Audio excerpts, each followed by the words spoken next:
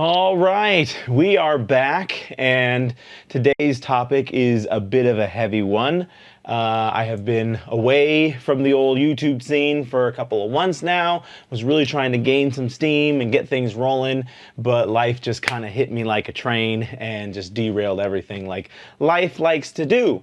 So, as you probably noticed by the title of this video, I experienced a pretty huge, hefty loss last year, and that is what kind of has kept me off this platform, kept me off of a lot of things in life, and trying to bounce back from all of that and using the experience that I had to try and give back on YouTube like I have tended to do. So with no further ado, this video will be my best explanation of how I have thus far worked my way up and over this great substantial loss that I experienced, and hopefully with any luck at all, my experience can help other people out there through their experiences, and we can just kind of help each other get through these parts of our lives together. So in June of 2025, my mom was diagnosed with an inoperable liver cancer tumor.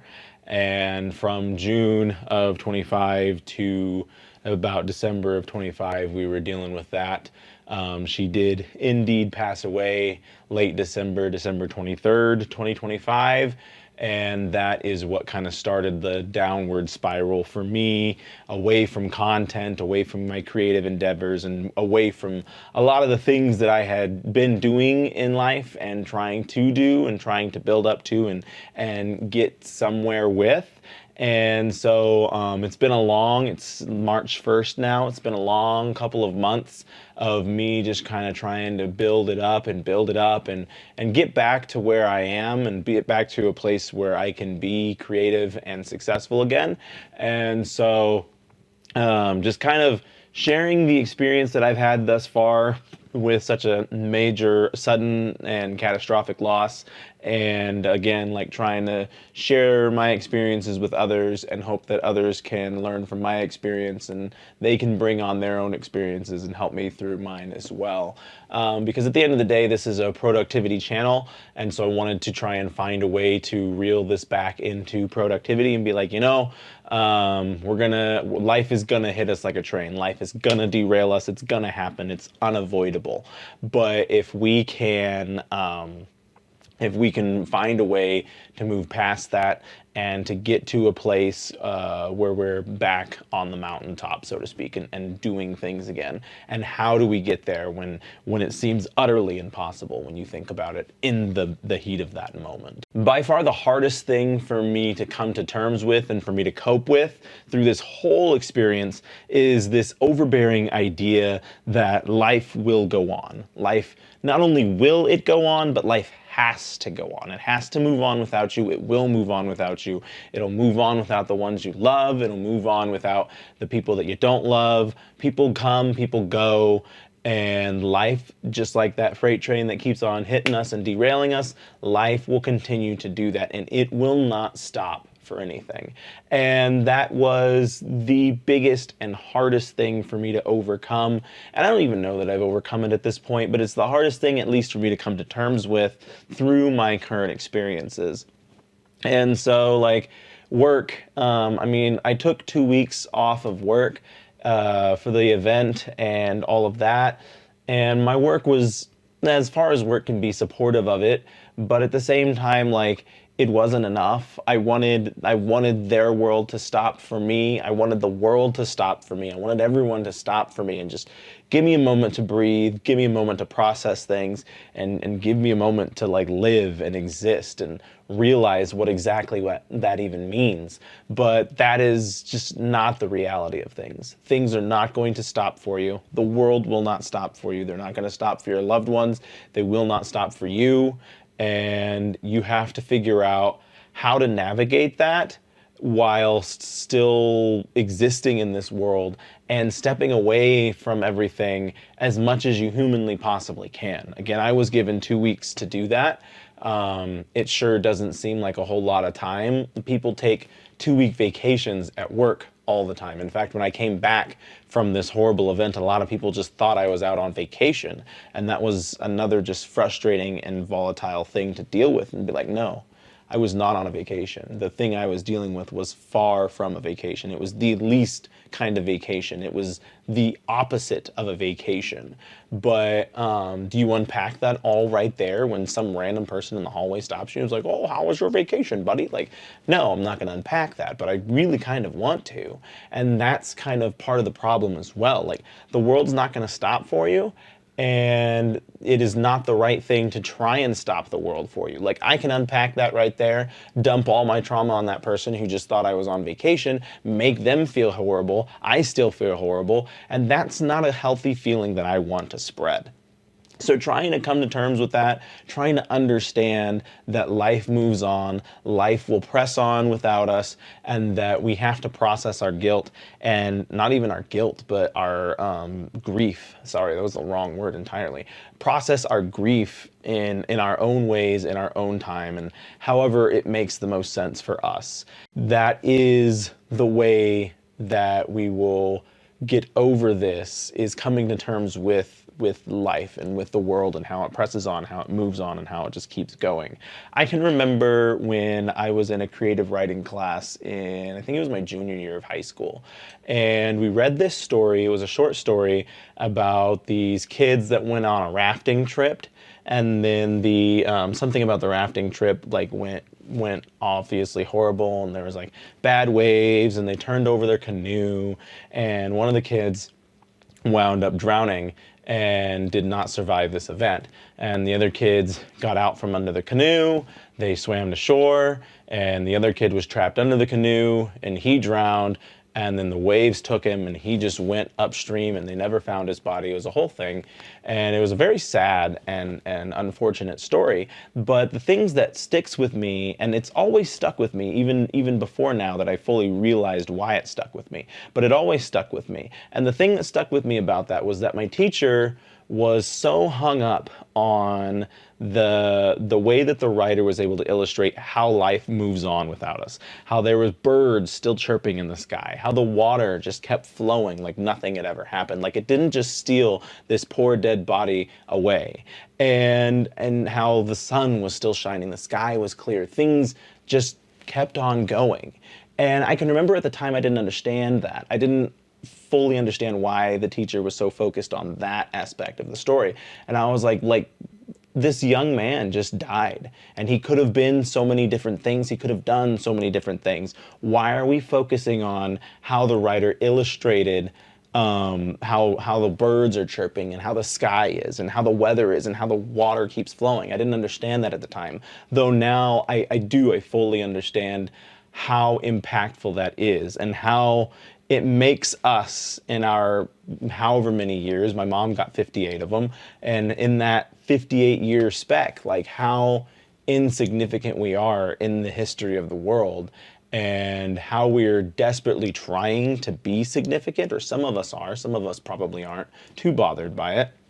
But some of us, I know I am, that's why I'm here, that's why I'm sharing my knowledge, that's why I'm sharing my experiences, because I want to be something bigger. I want to have a significant impact. When it's my time and I'm lying on that bed, I know I can leave something behind in this world that will continue on well past me.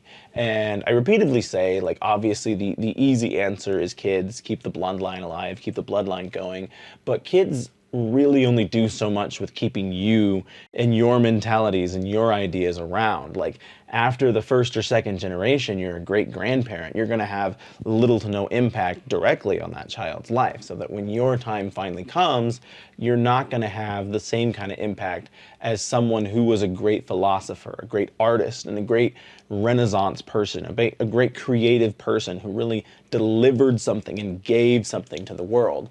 And that's the kind of impact that I strive to have, and I strive to want.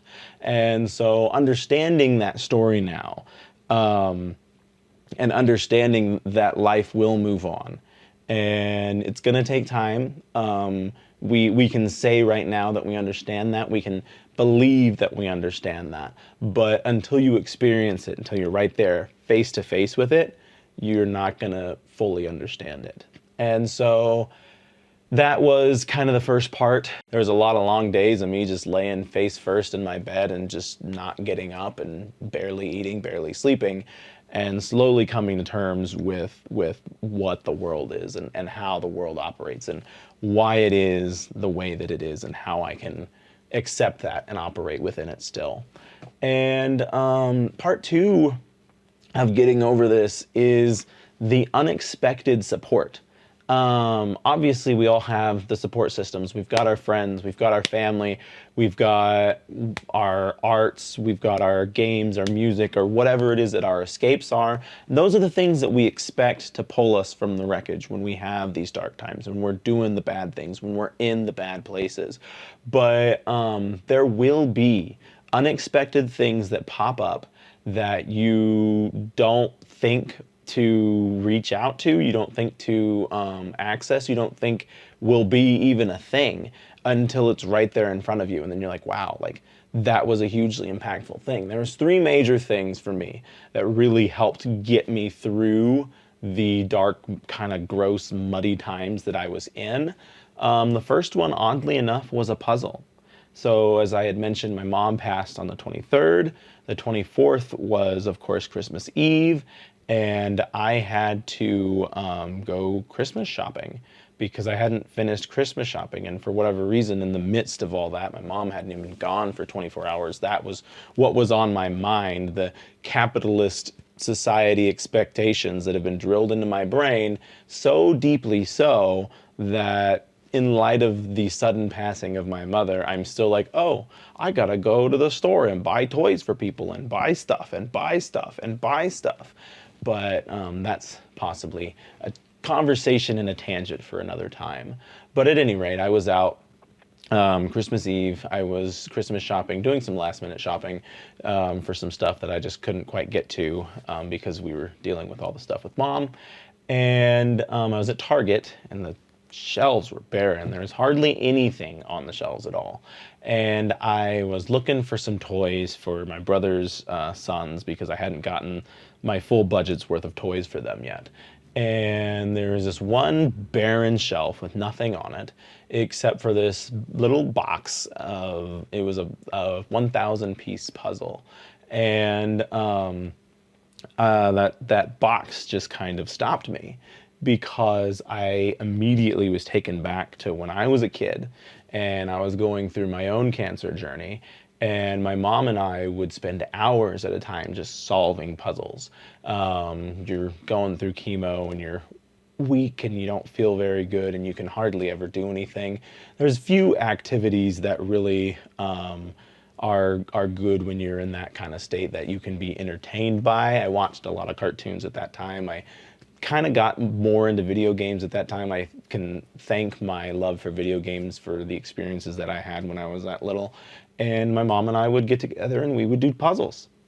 And so seeing this puzzle in the store as the only thing on the shelf, it was just a weird, odd sign, and I couldn't really look past it. And here I was in Target, less than 24 hours after having lost my mom, trying to Christmas shop for whatever reason.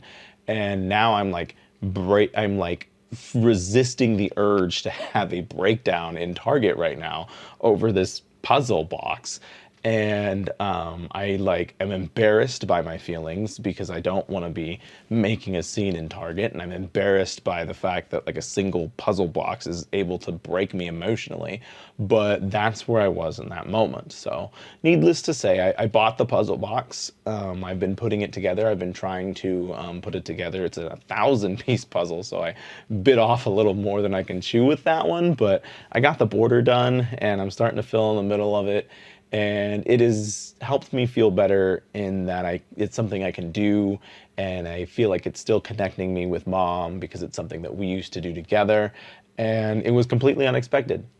I honestly have not touched a puzzle since probably 2004 or so, when I was officially declared cancer free. So that was the first kind of unexpected thing that really popped up and helped me out a bunch. The second one is a bit on the unexpected side and a bit maybe on the expected side, but it was honestly, it was making new friends. So I am a pretty friendly guy. I've got a pretty healthy network of friends. And of course, I love all my old friends. We've been around forever. And like in the thick of things, when the house was burning down, I was dealing with all that mess with mom. Like they were there for me. They were getting me there. They were getting me through it. But I was escaping into a world of Xbox at the time because that was the best kind of escape that I had. I hadn't been playing a lot of games because I've been super productive, hyper focused on productivity. I gave myself like an hour a day of gaming, but in the thick of everything, I was like, I'm not going to sit down and record anything. I can't be doing that right now. I'm just going to play Xbox. And I was fortunate enough to meet two friends on Xbox, and we gamed together, and they were able to really help me kind of get my mind off of things. And the best part about it is they didn't know anything about what I was going through.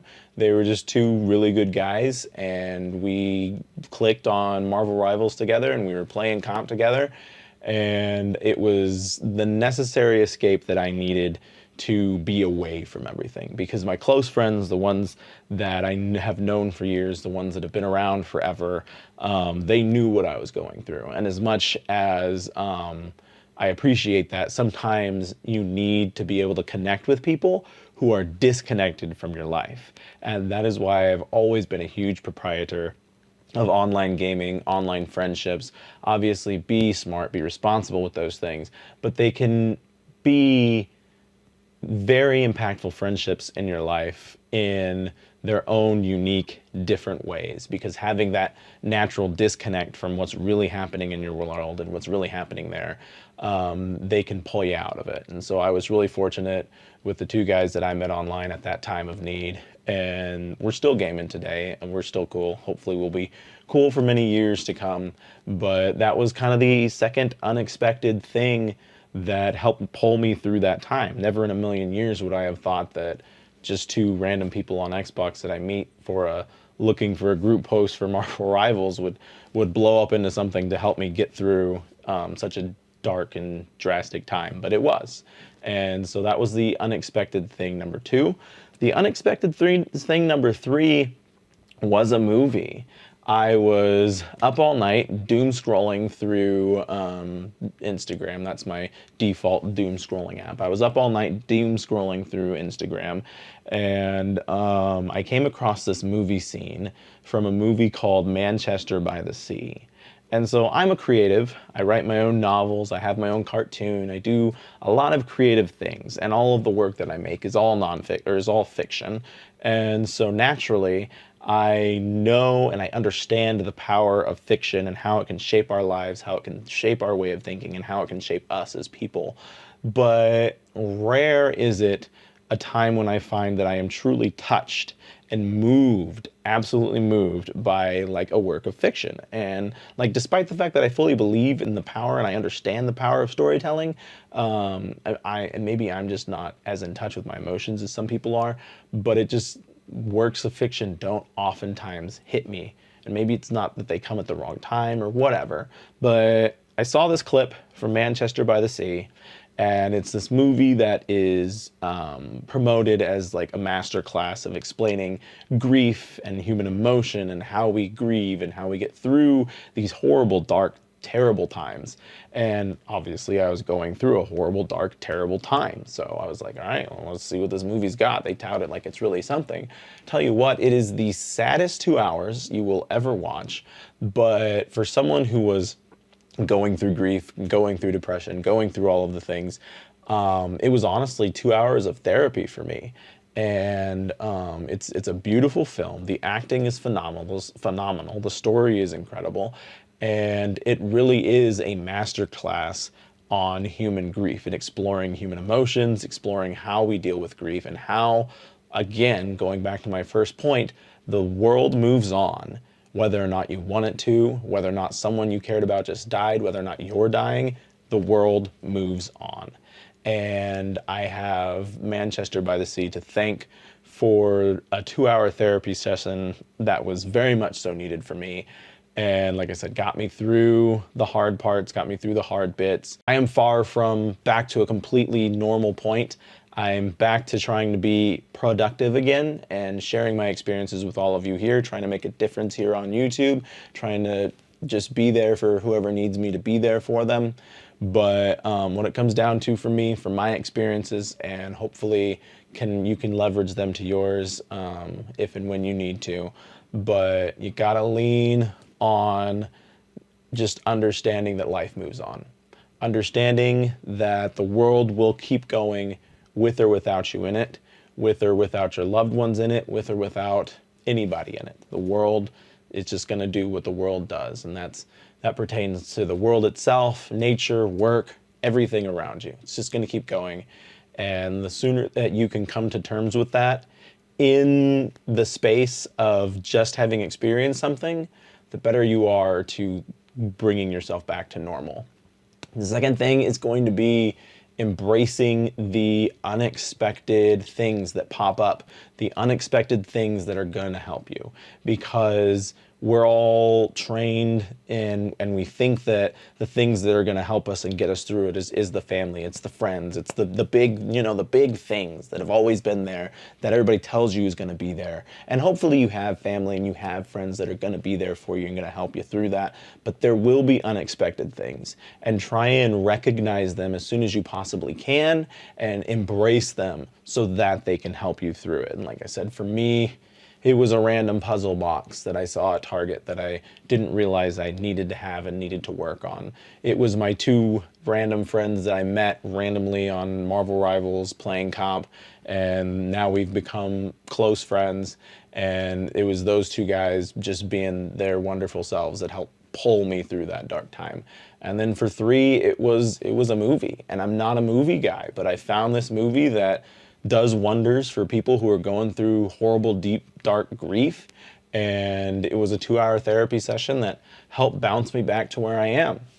So remember those 3 things, and remember to just take it a day at a time. Like, you're gonna have rough days, you're gonna have good days, and stay in there. Try and stay together, try and cheer up. Let's work together to get ourselves through these things and get back in the saddle so that we can be productive and be the awesome individuals who leave an impact on this world.